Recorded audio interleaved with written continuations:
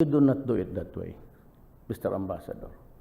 You who have reached your apex and along the way spewed a lot of contaminants and emissions and will ahead in destroying the climate. Good for you. We are here. We have not reached the age of industrialization. We are going into it. But you are trying to stem with an agreement na hanggang dito lang kayo, dito lang kayo, we maintain the present emission. Oh, that's stupid.